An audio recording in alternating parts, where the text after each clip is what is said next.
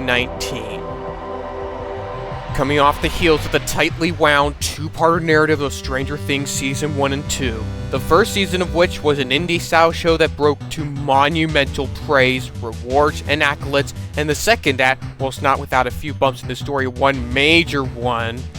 two major ones. Good grief. All you had to do was show Bob trying to run, stumbling from a loss of energy and his physique, and then have the demo-dog attack him from the side whilst he distracted with choice. That's all you had to do. Oh well, Season 2's still amazing, by the way. Thus, when the third season was announced to follow up what came before, naturally, I and millions of others were beyond hyped for what was to come. A potential third season that would take everything that made the first two as amazing as they were for a third chapter in these character stories that could very well stand on its own, if not surpass what came before.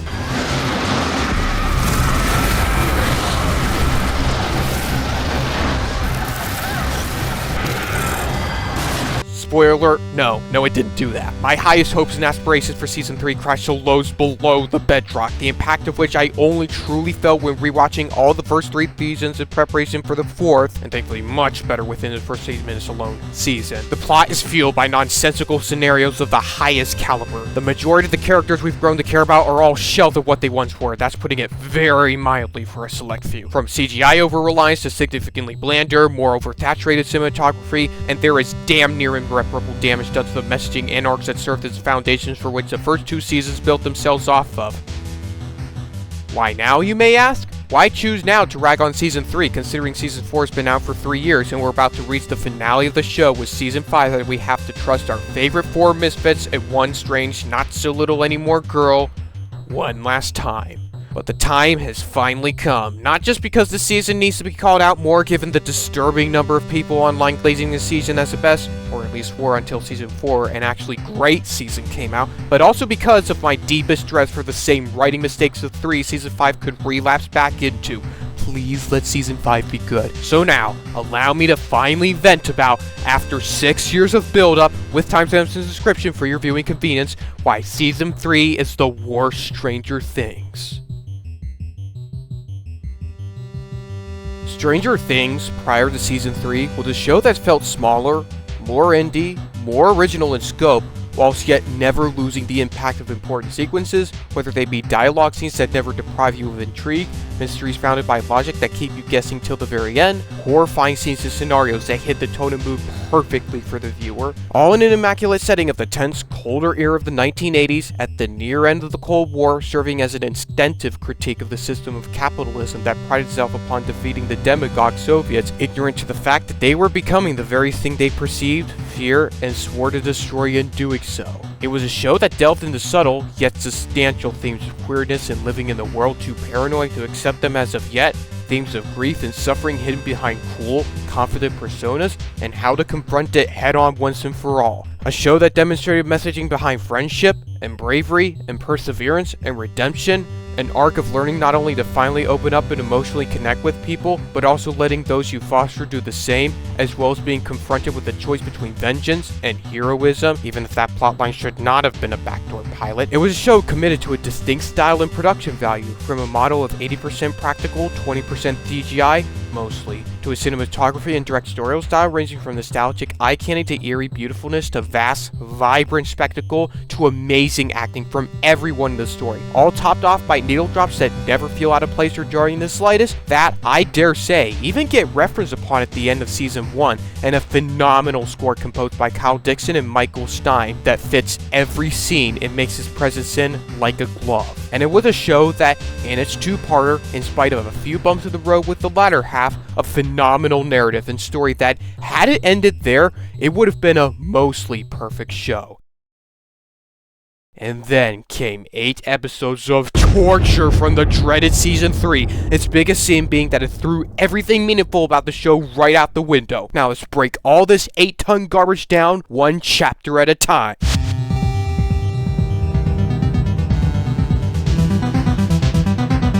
First of all, when getting into this god-awful, cringy, forced turd of a subplot, we have to ask one simple question.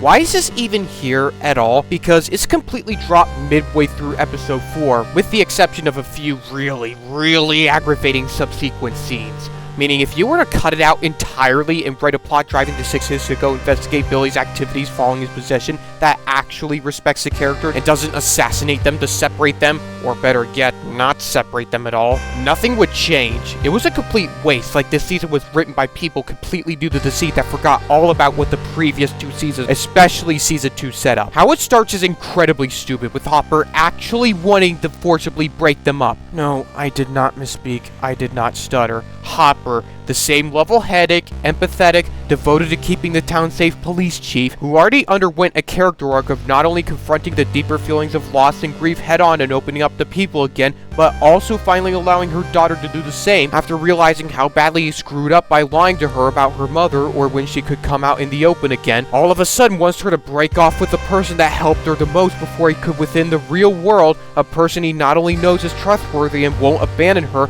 but also apologizes for keeping him in the dark, and now we have this? You know, he's that smug son of a bitch, Mike. He's corrupting her. Moving forward.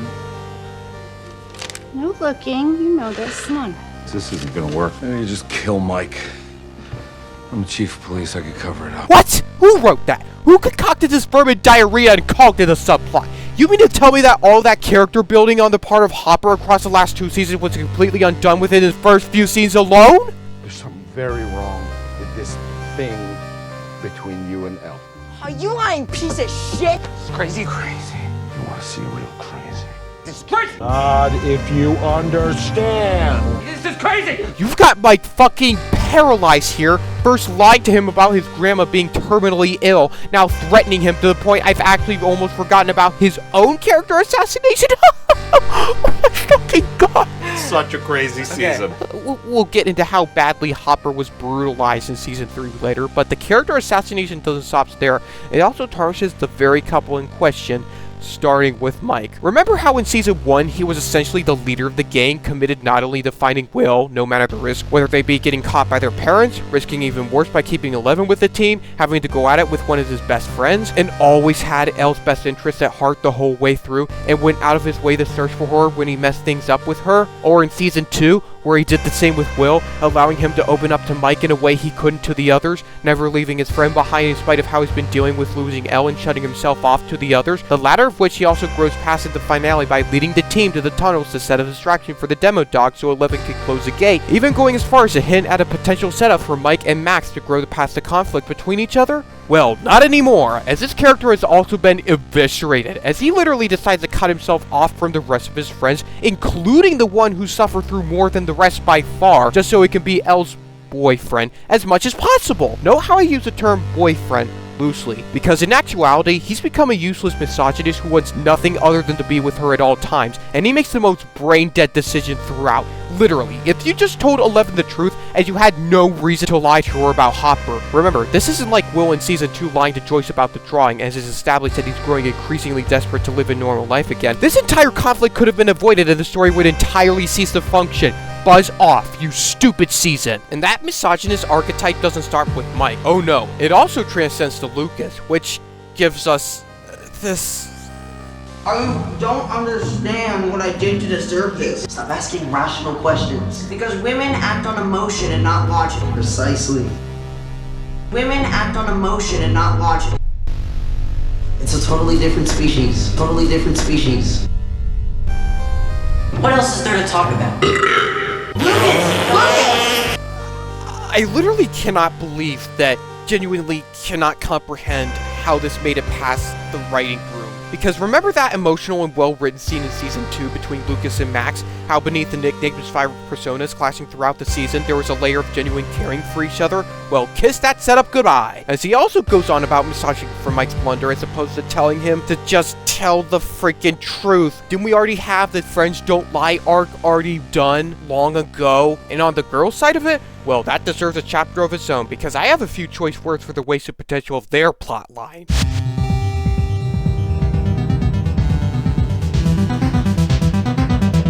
Now, on principle, I don't hate the idea of exploring a platonic relationship with Elle and Max. On the contrary, I think it's a brilliant idea, one that opens the door to giving Elle, after all she's been through, a sense of sorority, a BFF, if you will. And it could have also played off brilliantly the tension between the two characters established in Season 2, from Mel's belief that Mike had moved on from her with Max, and putting to rest the idea that they should be rivals as such. However, the writers of the season dropped the ball once again, taking the easy way out by scraping away any level of depth and conflict for the two characters to overcome, and simply exploit their newfound relationship for feminist and comedy points. Wow. What a great way to represent platonic relationships, and the jokes aren't even funny, let alone the writing being anything other than god-awful.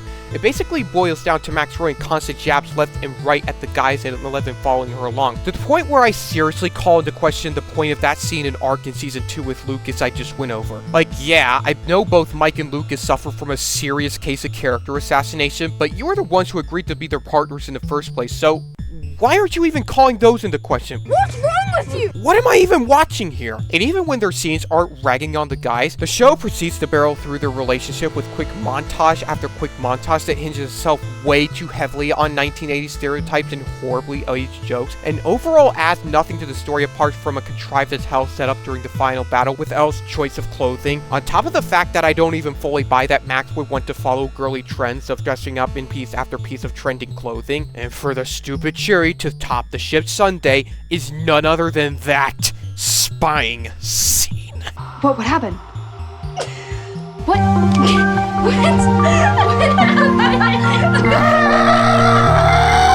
Max, you arrogant little waffles. Do I even need to explain to you everything wrong with this scene? The acting, the direction, the writing as it ultimately kills any appeal left for these characters, and they're literally committing the Patriot Act on these guys, despite their adamant stance of wanting nothing to do with them no more. Not to mention how they face zero accountability for it. Are you fucking kidding me? What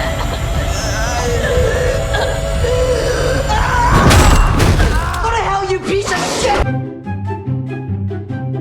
Does it still hurt? Only when I talk. Well, it's a good thing you're not Mike then. Blah, blah, blah, blah, blah. You'd be in constant pain. Well, it's a good thing you're not Mike then. Good thing you're not Mike then. Good thing you're not Mike. Are you actually kidding me? We're still going at it with the rom-com nonsense when Mike, oh I don't know, saved your life like yesterday? Oh, forget it. We need to get past this. I can't take this anymore. Now, you might have noticed how throughout the entire course of me covering this god-awful subplot, the absence of one character to drag through the mud throughout its entirety. A character who was once a key player in the show. Will Byers.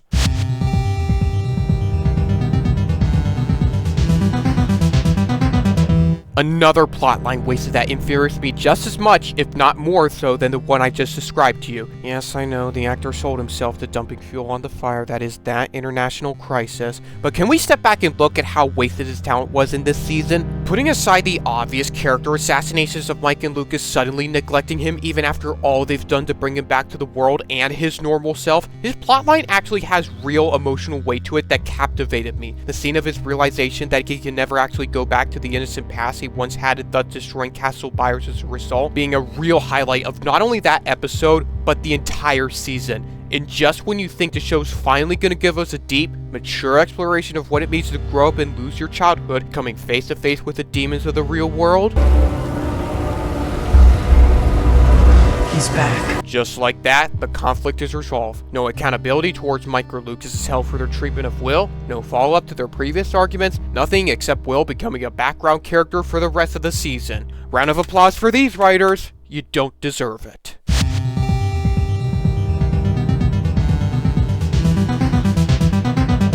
Now, why do I choose to bring up this plotline next, and the problems corresponding to it? Well, not only does it go in tandem with the rom-com problems I just went over, not only do the two groups come together later in this story, but it's also going to be a perfect segue into the next major set of problems I have with this season, that being in regards to tonal inconsistency. See, Nancy and Jonathan, now working summer jobs at the Hawkins Post, both of which are actually in line with their abilities and desires from the previous seasons, if I'm being honest. And the premise of their own central conflict between Nancy's desire to put her investigative skills to use, tired of being treated like a doormat at her job, and Jonathan wanting to keep his job stable after all he suffered through, and with his family not being well off, let alone having a father or father figure, is actually also good. And it leads to an actually good argument scene in episode 4, where the both of them make very valid points, and the scene actually feeling dynamic.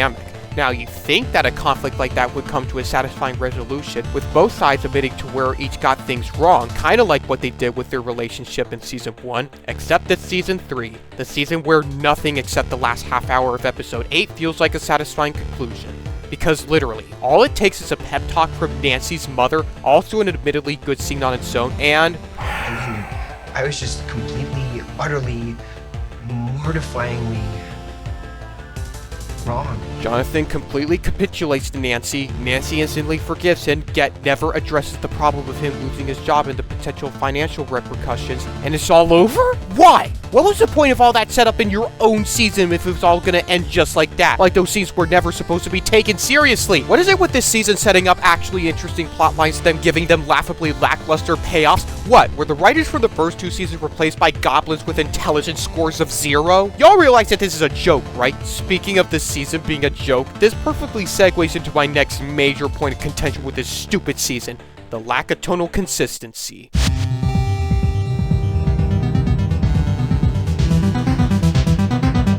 Let's do some more compare and contrast, shall we? The first 2 seasons were, at their core, grounded, real-feeling mystery, horror, fantasy, whatever you want to call it, stories. What made them more than stand the test of their time includes their clear understanding of tonal consistency, in that they not only knew when and how scenes and moments needed to play serious, but also allowed for comedic moments to be dropped in when scenes truly do call for them.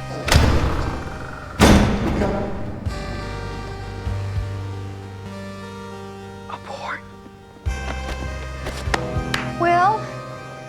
Come on, honey, up and at him. Where's Will? He's not in his room? No. Will? What are you doing? Peeing? And the comedic beats themselves don't hinge on illogical plotting or character assassination, as we're about to go over with a certain season 3. Shit. Duffel bag. Evil Russian. I just have one question for you.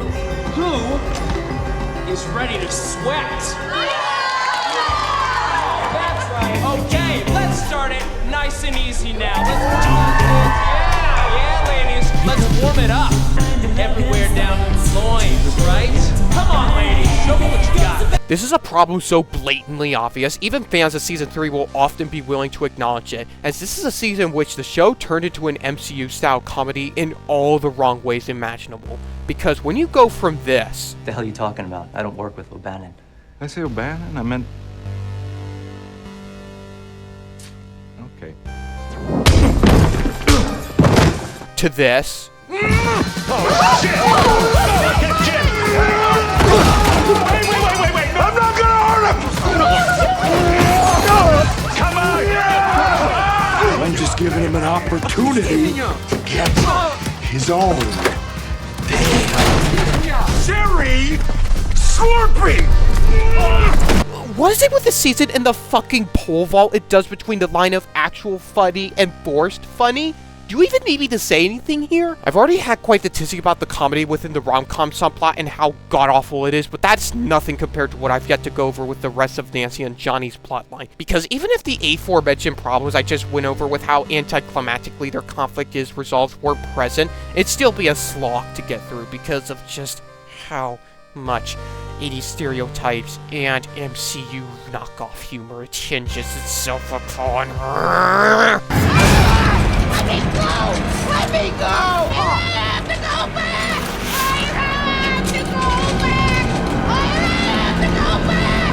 I have to go back! There's a video reviewing Season 3 by Jacksonite that goes more in depth on the tonal inconsistency, specifically with this plotline, that I highly recommend you check out. But for what it's worth, I seriously, genuinely, adamantly, not kidding with you, Lee, don't know what in the upside down the Duffer brothers were thinking with this. We've got Mrs. Discgirl and how where her theme should have been played with horror and seriousness, they come off as more goofy than anything else, and that's a fault on both the direction and writing for this season's antagonist that has them do things unbelievably goofy, even by the show's previous standards, which I'll touch upon later. Also, the scene where the chief editor, visibly drunk and possessed, kicks the room and the scene turns into a freaking Dutch angle. Dead Reckoning, I'm seriously considering apologizing to you for thinking that your cheap imitation of Brian De Palma in that film was bad. Oh, also, late note here, as this wasn't in the original script, but the reason why Dustin's preamble about Musketeers works in Season 2 and Season 3's Coke ad falls flat on his face, because one actually serves as setup to a later payoff with Dustin's befriending of Dart and their bond they share, hence allowing the gang to escape from the tunnels, whereas the other is a blatant product placement that grinds the pace to a freaking halt. How do you even drink that? Because it's delicious. What? It's like Carpenter's The Thing. The original is the classic. No question about it. No, I'm not talking about The Thing. I'm talking about New Coke. It's the same concept, dude. Actually, it's not the same concept. It is the same concept. No, it's not. Yes, it is. Hey! Hey, remember how the side characters in Season 1, even if in the most minor of ways, had dimensions of personality to them that could make you either love them or hate them for it, whichever the plot and situation called for? Whether it be Benny for sheltering Erica, God rest his soul, even his friend Earl for his short screen time, or with Erica's short screen time in Season 2? Thank God it was not dialed up to 11 like the comedy mandates here. Heck, even the backdoor pilot sub-characters were more interesting than, well... Missing mustard on my hamburger. You think you can follow the clues and solve the case of the missing body? I'm supposed to be spending the night at Tina's. And Tina always covers everybody. But if I'm not home for Ocean's parties tomorrow, and my mom finds out you three are responsible, she's gonna hunt you down one by one and slit your throat. I don't care about Tina! You guys do realize you can still hear everything. Your mom's not gonna be able to find us if we're dead in a Russian hell. Shut up! For once in your life, shut your damn mouth. What? What? For once in your life, shut your damn... Also, and I don't blame either of the actors for this, but that dreadful never-ending story song scene is completely, tonally out of place, and it downright sucks. I am terribly sorry. Excuse me.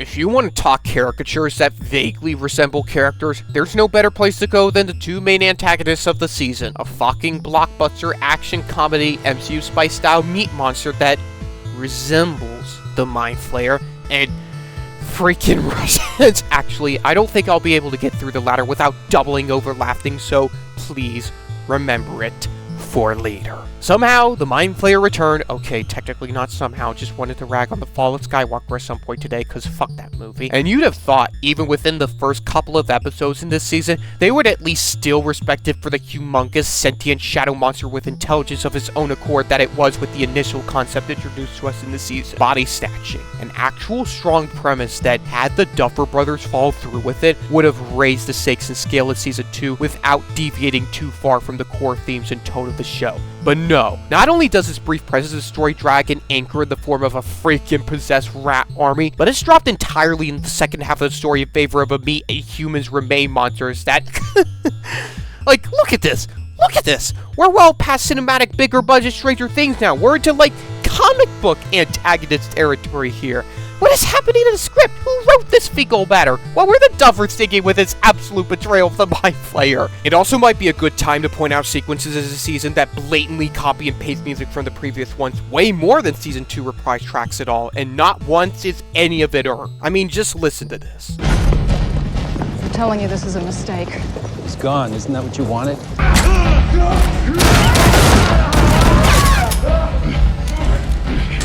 Steve, get out! Wait, what? What is going on? You have 5 seconds to get out of here. Okay, it's a joke, stop. He knows we're here.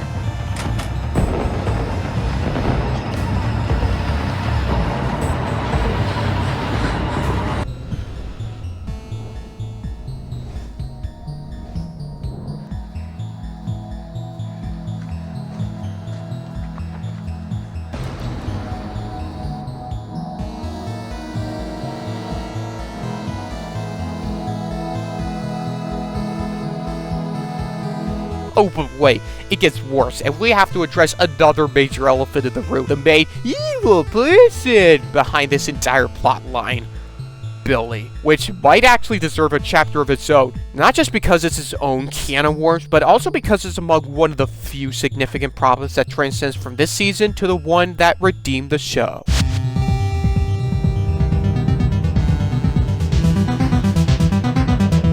Because, look, I'm sorry, but they do not give Billy nearly enough time or development in this season for his death to feel narratively impactful, let alone any sort of redemption for him this slightest. Him not even killing, but merely delaying the CGI meat monster in the season finale was too little, far too late. Remember, just because he was abused by his admittedly shitty dad doesn't excuse all the other horrible actions he did, whether it be ranging from racism to beating other kids up. It does not, okay? Especially disappointing considering how his character was left in the wind at the end of Season 2 for more room for development, to even potentially continue down an arc similar, just not identical, to that of Steve's redemption arc, of which we not only get squat of here, but with his character dying, it kills any potential there was for the consequences of his actions in Season 3 to transcend into a completed arc of him joining the good side in later seasons. It's genuinely frustrating, especially considering how a lot of his scenes leading up to that point are actually good. Not great thanks to the 80s stereotypes and MCU style I had a tizzy about, the beach scene especially being a highlight, and even more so considering that these are coming from the same writers who saw an opportunity for Joe Keery's character, Steve, to redeem himself when he was originally supposed to die, and they seized that opportunity to perfect effect. Like, seriously, could you imagine how disappointing it would have been had he died at the end of Season 1, thus giving him no chance for redemption whatsoever? Anyways, I digress, because by far the biggest mistake centered around this writing decision is how it not only transcended itself into Season 4, but it's also likely to make a return appearance in Season 5. It was chillingly effective when they killed Chrissy at the start of Season 4, after spending the course of that same pilot episode building her up as an important new character, only to yank the rug out from under us. However, that's where they should have stopped. Not only does Eddie's death miss out on an opportunity for a redemption arc in the eyes of the town, especially considering how new of a character he was, but don't even get me started on Jason's, as his character essentially does a Billy 2.0 with how his descent into madness all led to a satisfyingly gory, yet hilariously underwhelming death. And to top it all off, after at least 2 seasons treading in water of too many characters, the Duffer Brothers are going to face that problem with not 1, not 2, but at least 4 new characters? They're doing it again! They're actually doing it again. I swear, if the characters we've actually grown to care about that have gotten sidelined before get sidelined in this final season again, I'm actually going to scream. I can't take it anymore. Stop it. Stop doing this. Please stop. Excuse me. Sorry. Had to get that tangent off my chest. Now, where were we? Right, bland baddies. Namely...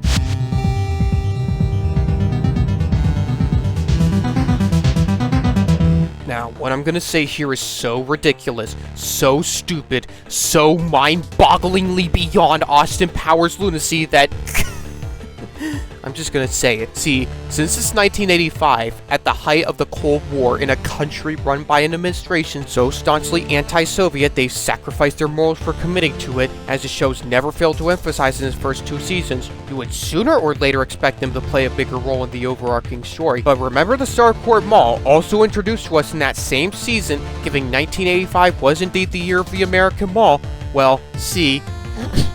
What happened was that the Russians, in a year's time, having gathered the intelligence about the Upside Down needed to experiment on opening the gate for the Soviets, traveled themselves and their resources all the way from Russia to excavate a giant freaking Russian base under an American heartland tourist hotspot.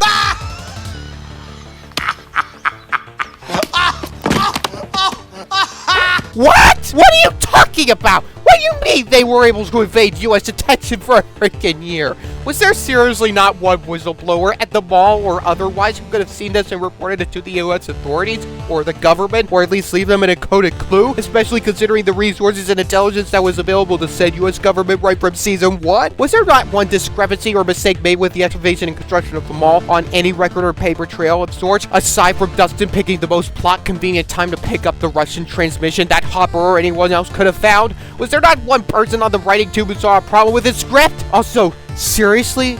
Russians? The scapegoat the Hawk and baddies used as a justification for their horrid actions against kidnapping children, torturing them, subjecting them to lab rat-style experiments, all of what this show did to thoroughly and completely critique capitalism, and now they proceed to prop it up, whether it be minor things like Alexei winning a carnival game in spite of Murray's claims that they're rigged, or major ones like Hopper's utter evisceration. Do not worry. We're almost there. Into a stereotype I'll get into later, or the crown jewel of it all, Grigori. Look, Grigori is considered to be, even by a lot of fans of this season, to be at best a boring villain, Grigori the Boring, if you will, and at worst a comically blatant Terminator knockoff.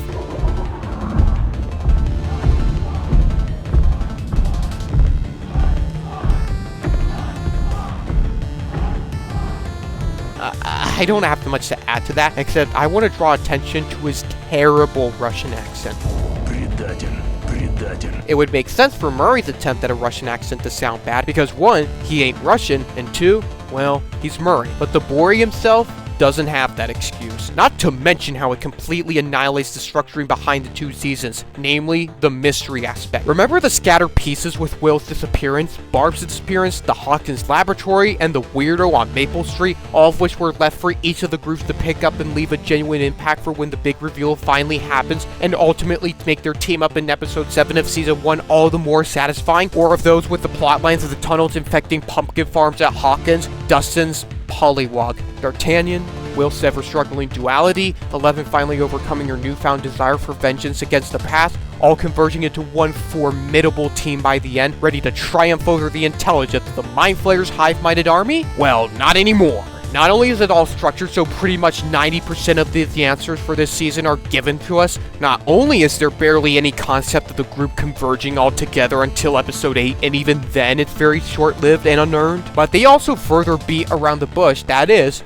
to quote Gaming Magic 13, the spooky house that was season 1, and the monster coming out of it that was season 2. No further insight, no recontextualization, just a bigger, meatier, god-awful monster that comes out of the house. And this is where we hit yet another mistake of this season that found its way, in a way, in season 4, in that for though season 4 finally sat down with the viewers and gave them a complete story, it was far less so. This season will be the one that finally solves it all, and more so, once upon a time in a town far, far away from reality, a guy came into the house and now he's evil, and that's all they're getting till season 5! Good grief, this is why we seriously need season 5 to answer more than, oh, I don't know, 1.5 questions about the Upside Down. But now, ladies and gentlemen, for our grand finale, it's time to heave a major weight that's been on my chest for the last 6 years since the season was released. How Joyce and Hopper, especially Hopper, was treated in this season. There is not one thing I don't absolutely despise. I don't absolutely loathe with a burning intensity of 1,000 upside down lightning strikes as to how they were treated in this installment. Because we left off season 2 on a very emotional final scene between 2 characters who have developed well beyond the broken, near dysfunctional selves they were at the beginning of season 1, from Joyce becoming a stronger, more involved and devoted mother, whilst also finally being able to begin trusting Will again in the open world, even if in the smallest of doses, in spite of the most recent tragedy of Bob's death affecting her very emotionally, to Hopper finally being able to not only let go and make peace with the past with his first daughter Sarah, not only being able to emotionally open up and connect with other people again, people even riled with initially, but also finally allow his second daughter to do the same. After all the hiding and running she suffered through, a beautiful final shot for these two, as their emotional bond may not be explicitly romantic, but it doesn't matter, as their bond will finally allow them to move through the dark for a new dawn with their newfound family. A family who's been through more than any other and who's ready to move with them in the light. And then, fucking then, this stupid season spits in the face of all of that. Forget about Hopper becoming forged and hardened into the level-headed, empathetic, emotionally capable police chief and father figure he was at the end of season 2. Forget about his entire arc of said season being founded on circumstances that would give him reason to want to keep Elle hidden away from the bad men and thus lash out as he does. Forget about how not only does he take accountability for it, but even goes as far as to blame himself and open up to Elle about his first daughter to mend the rift between them. Forget about the fact that he would have more faith in Joyce and know something to truly be wrong if she failed to show up at their date. After everything that's happened, this is no joke! No, I don't think it's a joke. I think that when I asked you out, I think you got scared. I think you got scared, and now you're inventing things. You're inventing things to get worked up about so that you can push me away.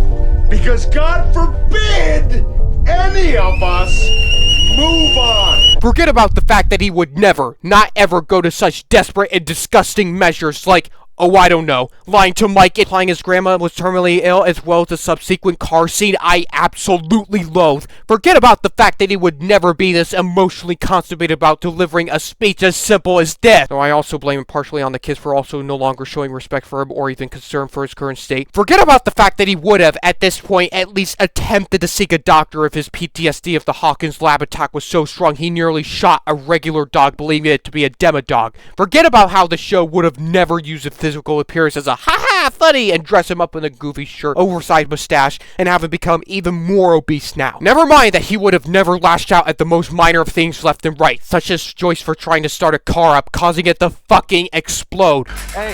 Hey, now we know Подожди, because стоп, I стоп! confirmed them. You're welcome. Ты меня не понимаешь, если она включит автомобиль. You hear me? I said shut! Give me a head! Keep it in park, please! Shit! It's not working. Try it again!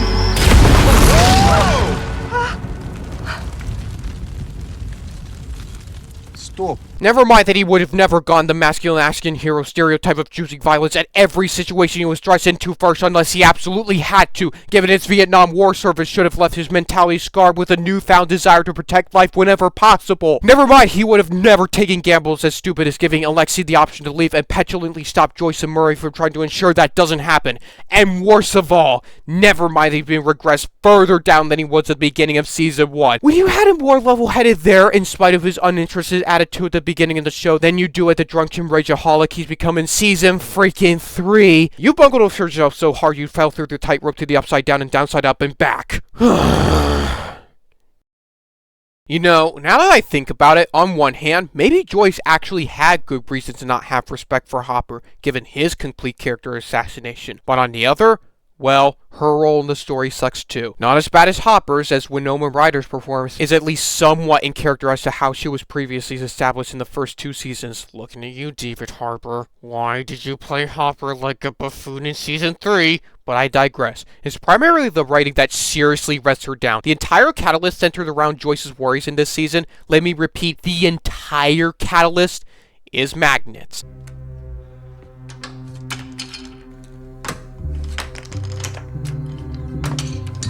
Do you know magnet? Magnet?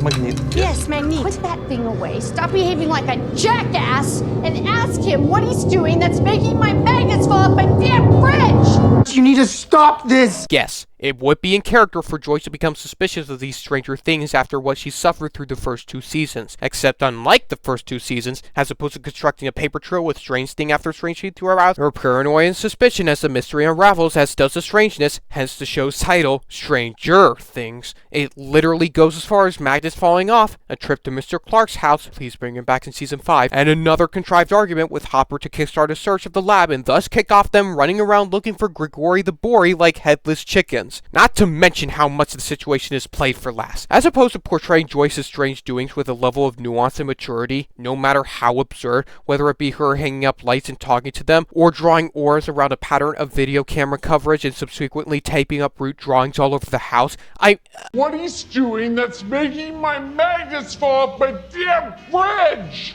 Also, putting aside the fact that she would be far more concerned for Hopper contracting a bad case of character assassination syndrome than she actually is, her grieving for Bob's loss and still being seriously emotionally damaged by it, to the point of wanting to move out of Hawkins, is pretty much dropped entirely this season with no repercussion for Hopper behavior towards her or the kids. Wait, that's right! We're on our way to rescue our children from the big bad 4th of July celebration! You know what? If you can't handle this, then just turn around and drop me off first. What are you gonna do?